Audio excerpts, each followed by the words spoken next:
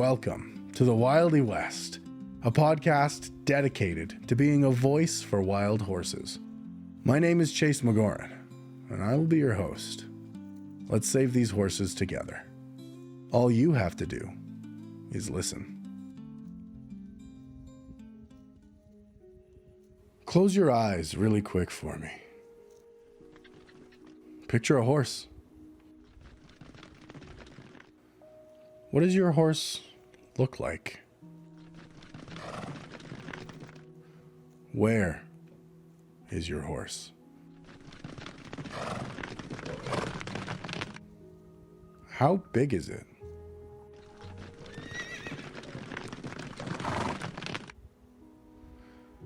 How does it make you feel?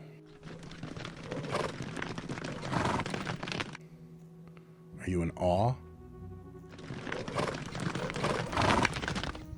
Wonder? Are you afraid?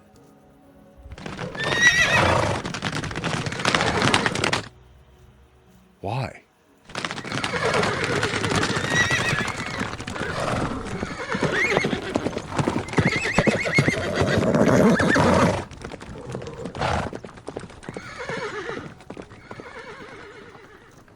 It doesn't take long to create your own picture.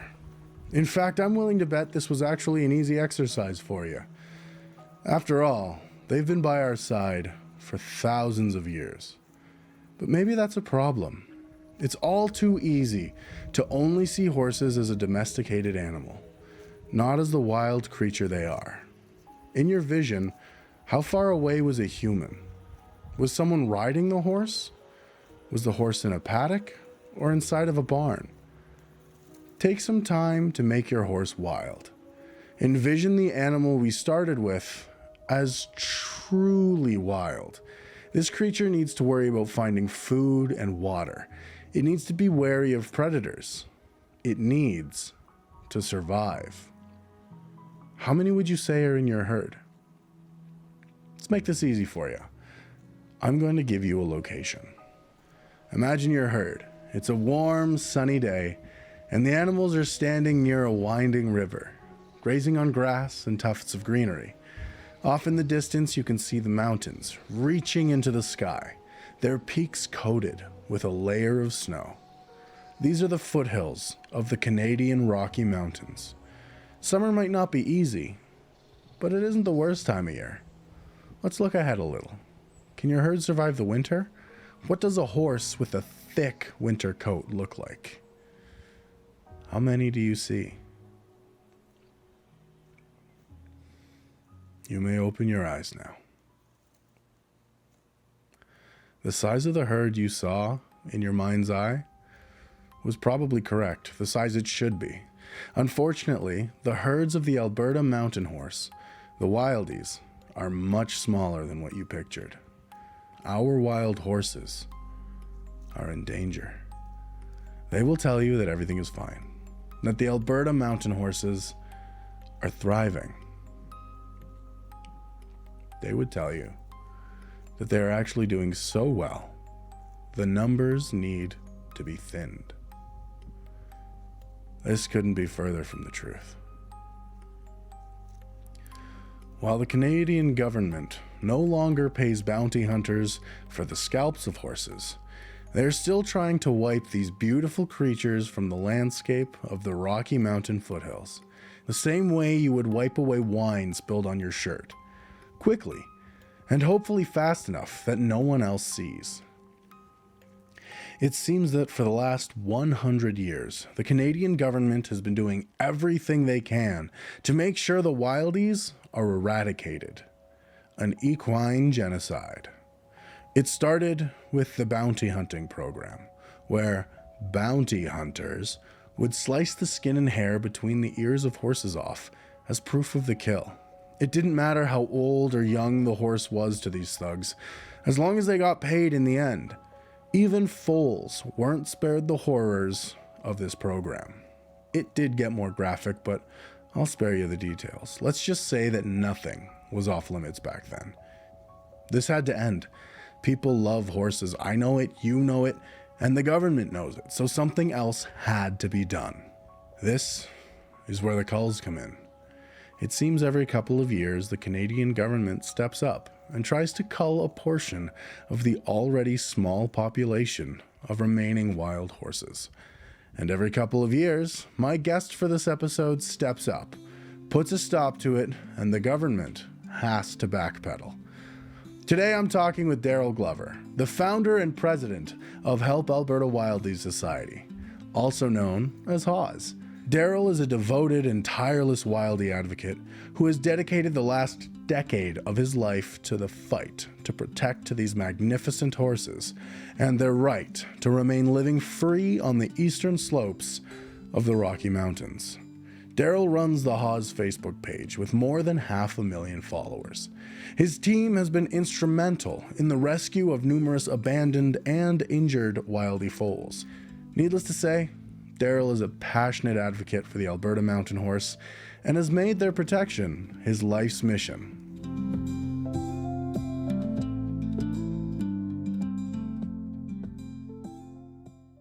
Thank you so much, Daryl, for joining us for the very first episode of the Wildie West, helping the Alberta wild horses.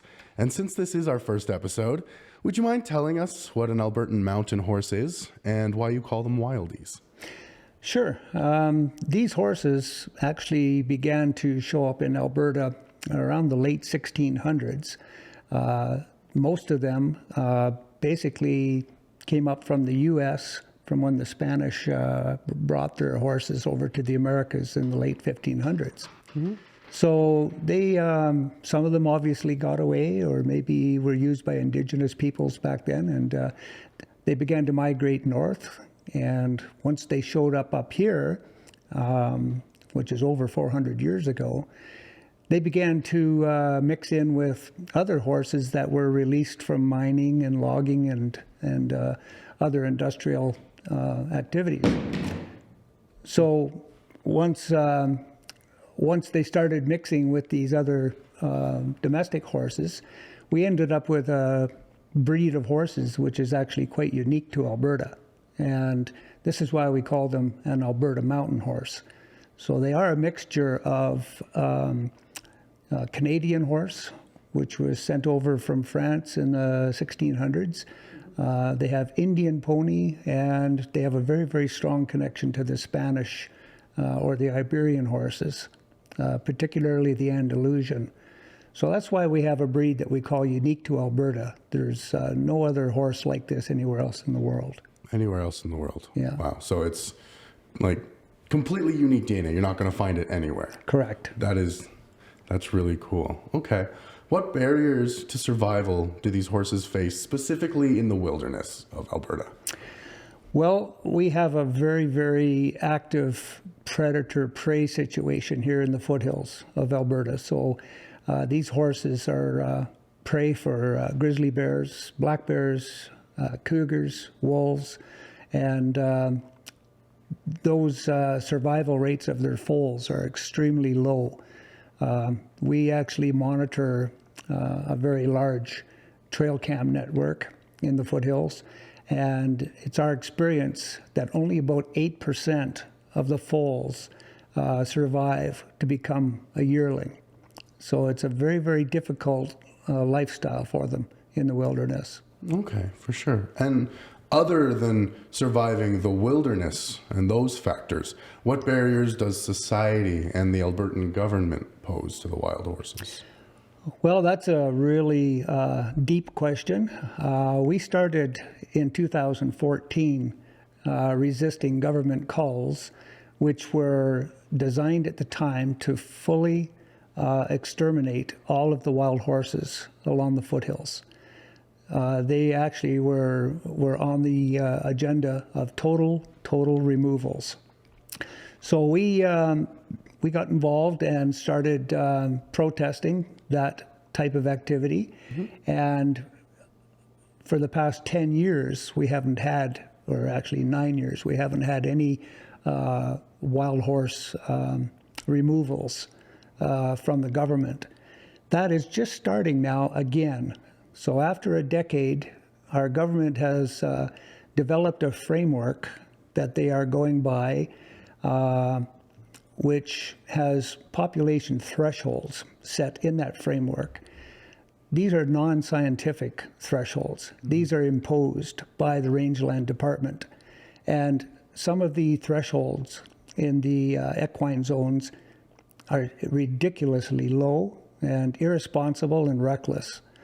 So basically, we feel that the thresholds that they've provided on at least 4 out of the 6 equine zones are below sustainable levels.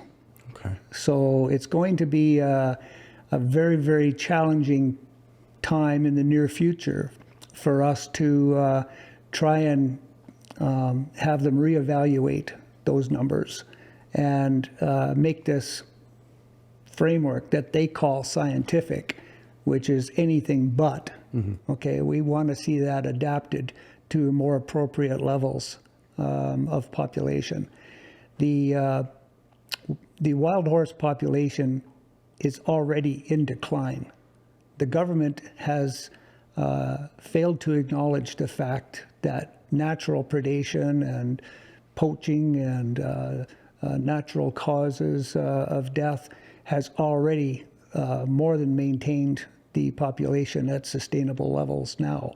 If we go below these levels, this wild horse could be well on its way to extinction. Okay, so am I understanding correctly that just like all domesticated horses in North America, these horses are not native to Alberta? That is still up in the air. There is new science coming out every single day that may imply that they always were here. If you talk to Indigenous bands here in Alberta, they will tell you that the horse has been here all along.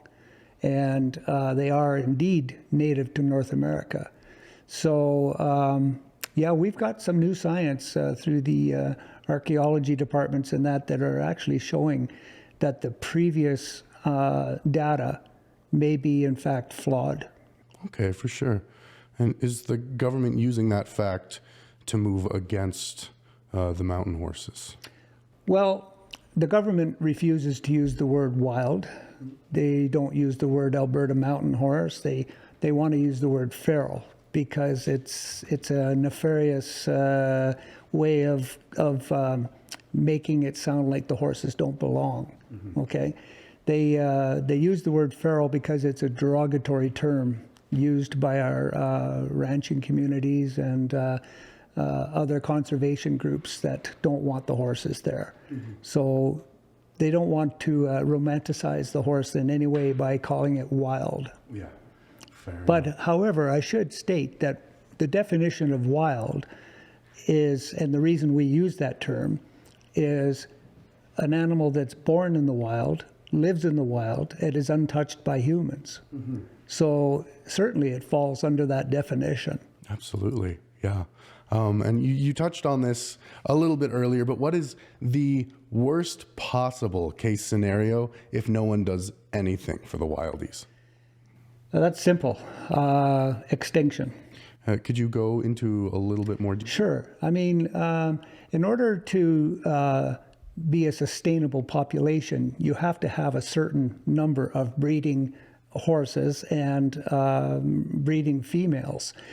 The government is actually planning now to reintroduce removing horses from the landscape. When they actually remove those horses, whether they go to slaughter or not, they have removed the bloodlines of those stallions that they've removed from that gene pool. Once you continue that process of removing horses, you're going to get to a stage where that population is no longer sustainable. They also wish to, in 2025, start a contraception program. Their plans are to go out and dart up to 90 mares, 90 wild mares, with a 3-year contraceptive drug. So that potentially removes another 270 foals from being born. Now, that's what we call a slow burn to extinction. because that is not something that the public can monitor. The public cannot see when a horse doesn't give birth and therefore doesn't have another horse running around in the foothills. Mm-hmm. So we feel that it's, again, a nefarious way to control the population so the public doesn't realize what's going on. Mm-hmm. We realize what's going on, and to go out and dart 90 mares at a time when the population is already declining seems totally reckless and irresponsible. For sure, for sure. Do you know off the top of your head what the population level currently is and what would be considered unsustainable? We feel that the minimum count that we have now, according to the government, is around 1,470, just slightly under 1,500 horses. They want to get it back initially to about 1,100 horses.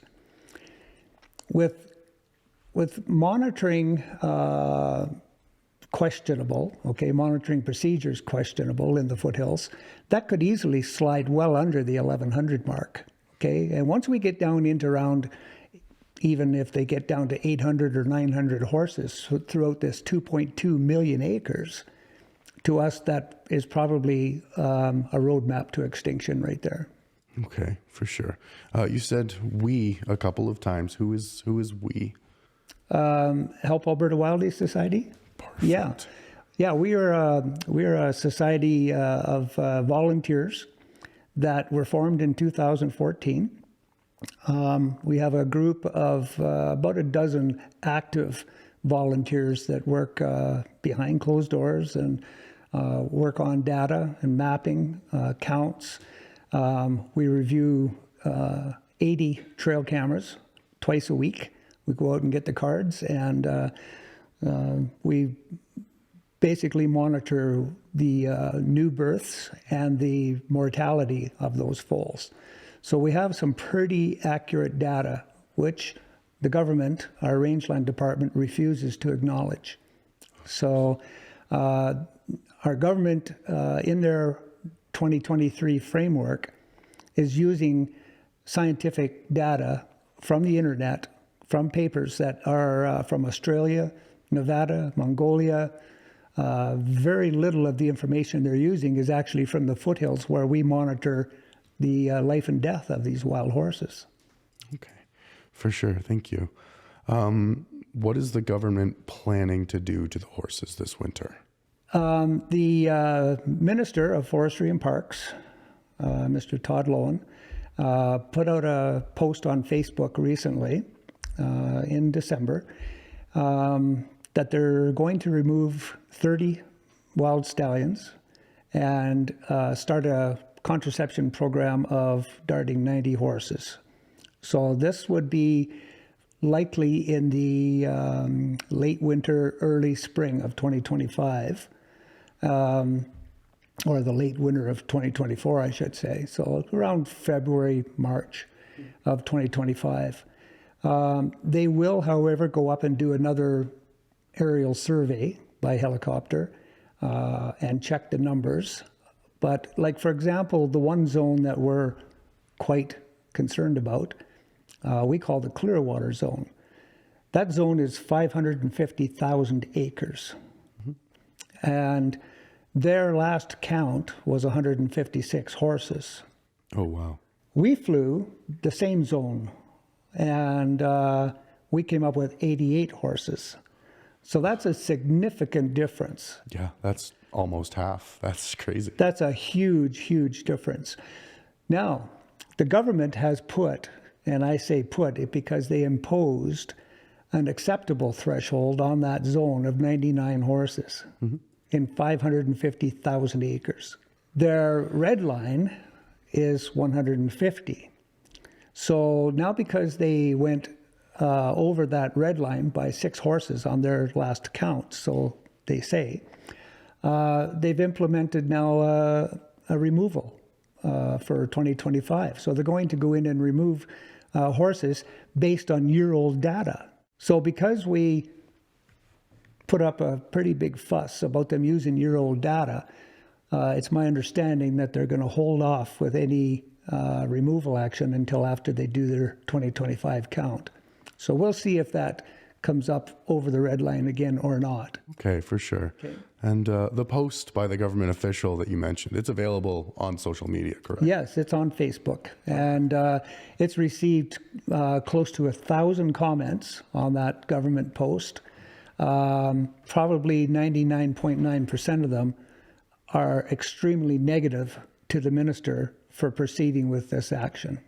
Is this commonplace? Do they try to do these calls every year, or is it relatively new? Well, you know, back in 2014, when we became aware of the major calls, the one prior to that, so 2012-13 winter, they removed 218 horses from an adjoining zone to the sundry zone. It was in the ghost zone. And prior to that, they had also had other high number calls. They were planning to remove 196 horses from the sundry zone when we became aware of it. And the public backlash was extreme and the resistance very palpable. And they actually stopped the call after just capturing 15 horses. So they would have actually cleaned out close to 200 at that time. And they were planning to continue more. But like I said, the resistance of the public brought it pretty much to a halt until now. So now that they have this framework that they're using as a tool, I guess, it's supposed to be adaptive. We'll see if it is. But certainly they would use this framework annually if they found that the horses were exceeding their imposed red lines on each zone. There's 6 equine zones. And once they realize that the horses are exceeding the red line, their action from the framework requires them to go in and start doing removals. Okay, for sure. What is the ghost zone and why was it named that? Because of the Ghost River. Okay, so the ghost zone, again, is a very, very large zone in terms of acres. And yeah, basically it just has the Ghost River running through it. So that's the name they gave that zone. You mentioned there are 6 total zones. Can we just get the names of them? Yeah, we have the Elbow Zone, which is down around Bragg Creek, the Kananaskis area. We have the Ghost Zone adjoining that. We have the Sundry Zone, which has the largest concentration of wild horses in Alberta. And it also is about 542,000 acres. Now we have a much higher red line on that zone of 1,000 horses. Okay, so it's basically the same size as the Clearwater Zone that only has a red line of 150. But the government says, well, we wanted to compromise with the public and give them that zone so that they could go out and see wild horses, photograph them, visit with them, and whatnot. So where does that become scientific? Yeah. That's not scientific. That was, as they claim themselves, a compromise. So if it's a compromise, it's not scientific. It's an imposed number. Yeah. And this is what we're so angry about, is that they just use these numbers at will. Seems like they're kind of arbitrarily choosing numbers. It's an arbitrary imposed number. So then next to the Sundry Zone, we have the Clearwater Zone. Then we have the Nordegg Zone, which only has not very many, about 39 horses in it.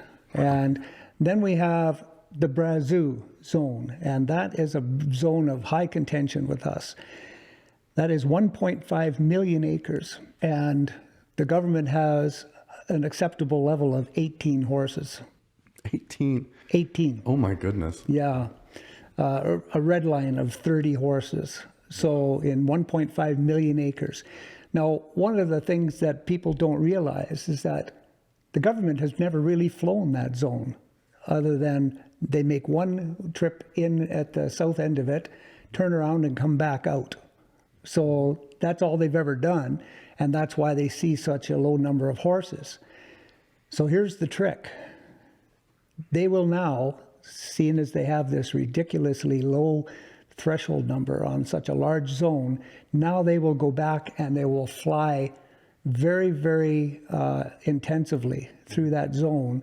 And any extra horses they find above 18 will be slated for removals. Yeah. It's ridiculous. Absolutely ridiculous. That's silly. That's really ridiculous. Yes. You said the government stopped pursuing the framework to cull these horses from 2014 until now. What changed recently that made them try it again? Well, basically, there was no framework before. The framework was only stamped off by the minister in 2023, okay? And they had been working on this for several years to try and get something in place that they could say, this is our job. This is what we're doing because it's our job with this framework. In 2014, when we got involved, there was no framework. There was no requirements. There was no rules. It was just a rangeland department that was going out carelessly, removing horses at the behest of the cattle industry that want the grass. And this entire fight is all about grass and who gets it, okay? And there's a lot of people that don't want to see the wild horses get the grass. And they're very powerful lobbies. So we're up against that. But back in 2014, right through to 2022, basically, we kept asking the question, how many horses are too many horses in Alberta? Nobody could answer that. That actually kind of leads into the next question is, how does the government get away with such low numbers for such large spaces? 18 to 30 for hundreds of acres sounds ridiculous. Over 1 million acres. Yeah, over 1.5 million acres. It is ridiculous. So we've got various things at play here. We've got caribou habitat out there that one of the universities has projects going on. They don't want wild horses interfering with their caribou. We have cattle ranchers. We have hunting associations that want the horses gone. We have all kinds of different things at play. So clearly the government has a lot of different strings to pull, okay? And it seems that the one that gets pulled the most is the wild horse one, because they're not financially valuable to anyone, okay? So because there's no financial connection to the wild horses, everybody that wants them gone now. Okay, yeah, and that explains it. Yes. Okay. What does the extinction mean for the Albertan ecosystem in those areas? I'm not sure what you mean by that. The extinction of the wild horses in Alberta, what would that do to the ecosystem? Okay. Okay, well, let's talk about the ecosystem. We went through a whole series of excuses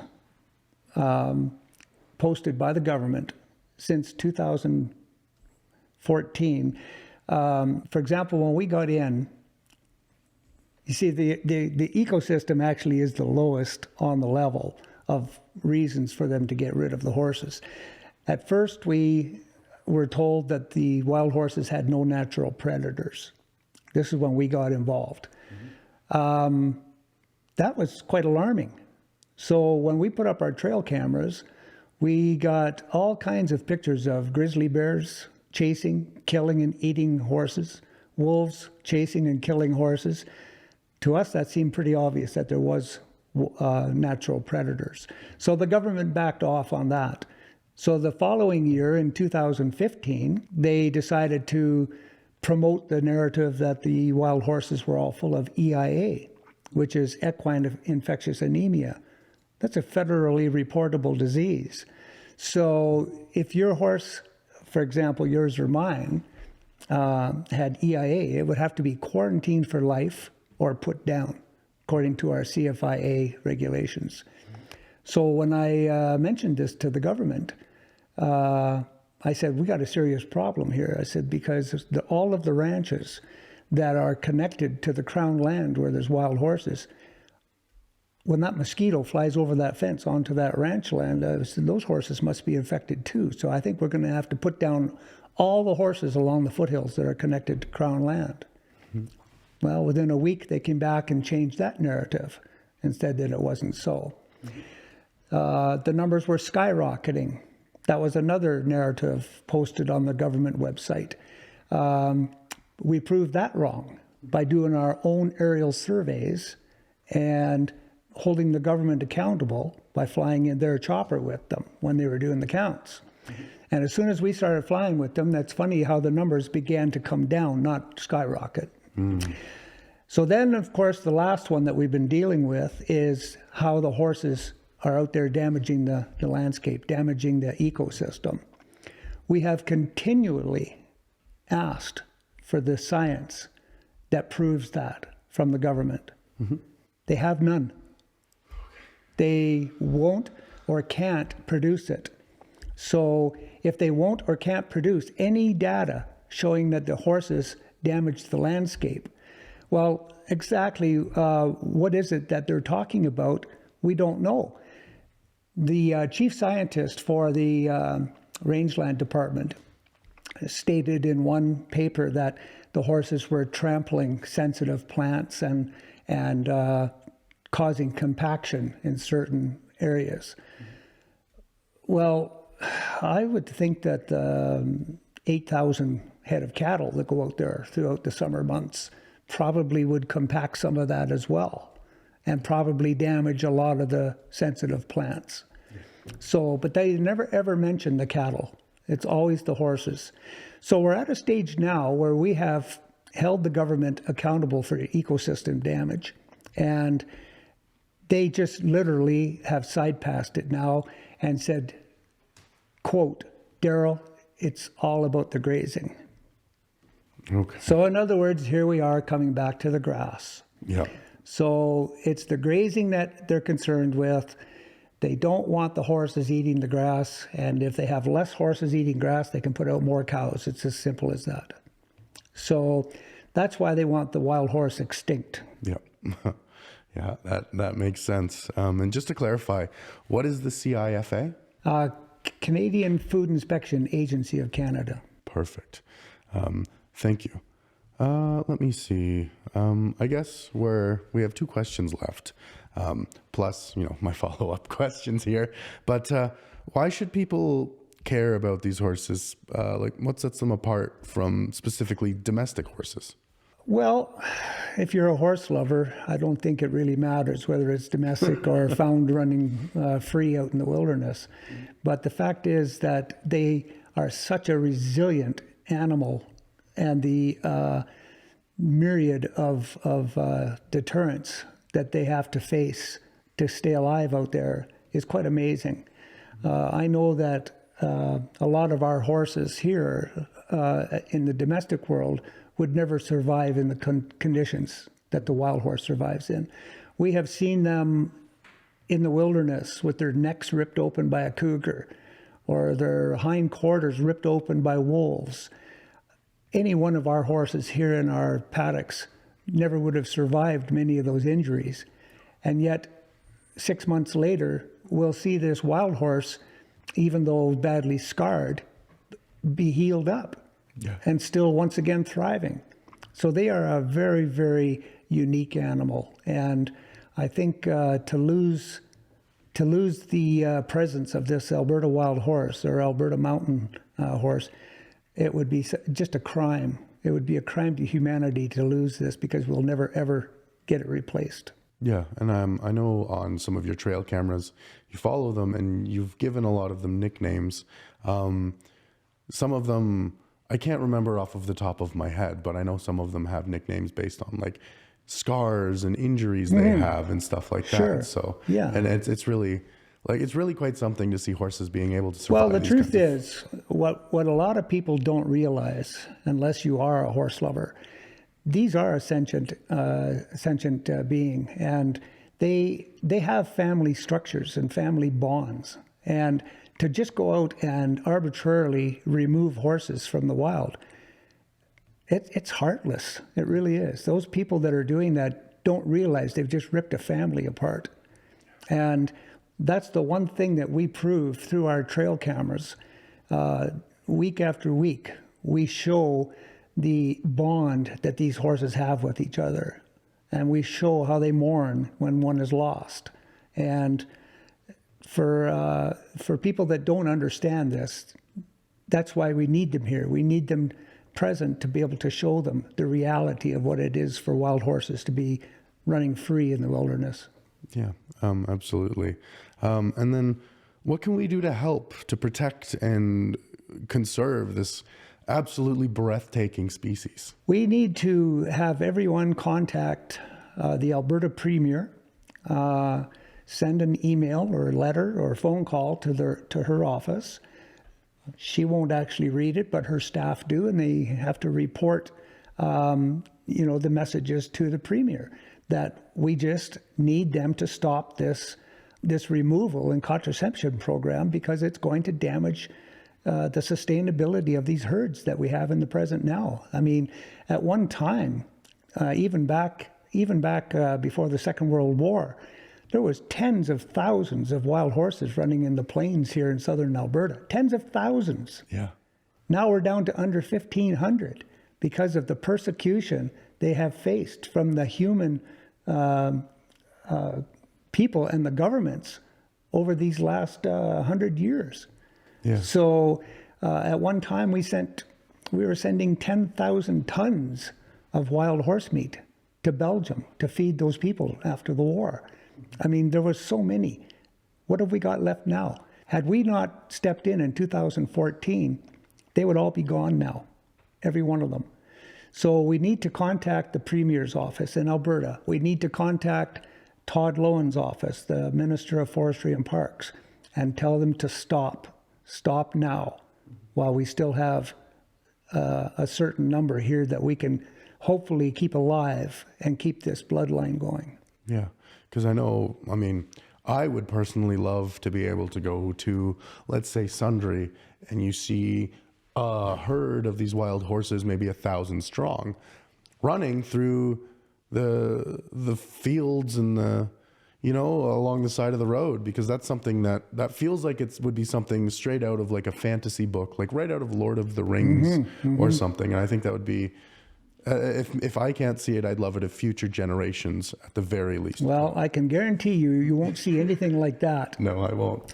But hopefully we can do something. Right now, we have very, very dedicated photographers that go out into these areas twice a week, sometimes more than that. And they do a 300 to 500 kilometer loop with their vehicles. Some days they see none. Yeah. None. And these people know where to look. So that just means that the horses have ventured further back into the hills. On a good day, they might see 60 or 70 horses on that loop. And that's a long ways to go to see that many horses. Yeah. So if you can imagine the government wanting to go in now and start to remove from this baseline, it's ridiculous. Yeah, it's not great. So hopefully we can do something. Maybe we can get I think we need to. And... Our mission here at Help Alberta Wildies Society is awareness. Public awareness is what our mission started as and remains. We do try to communicate effectively with the government. They have closed their ears and they're just not willing to listen to us anymore. They've got this agenda and they intend to carry it out. So we need as much public resistance and backlash as we can muster to have them stop before these horses are all gone. Perfect. Thank you so much for your time, Daryl. You're was welcome. Really nice being able to speak to you and get this information. Thank you. Thank you. Okay, get this thing out of my face.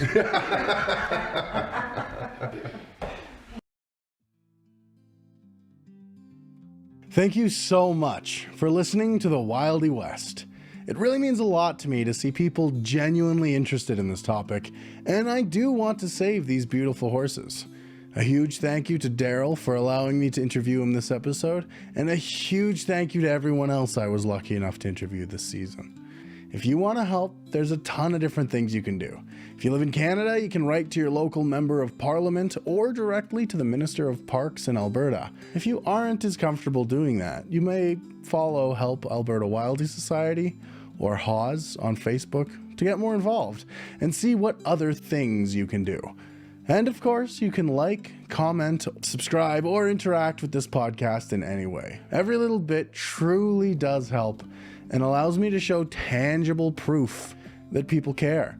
If you'd be so kind as to share this with friends and family that you think might be interested in this topic, or who you think would want to help, I would really appreciate it. If you want to find us on social media, look on Twitter and the Blue Sky app using the tag @TheWildieWest. For any business inquiries, please contact us at thewildiewest@gmail.com. I'm your host, Chase McGoran. Thank you once again for listening to the Wildie West.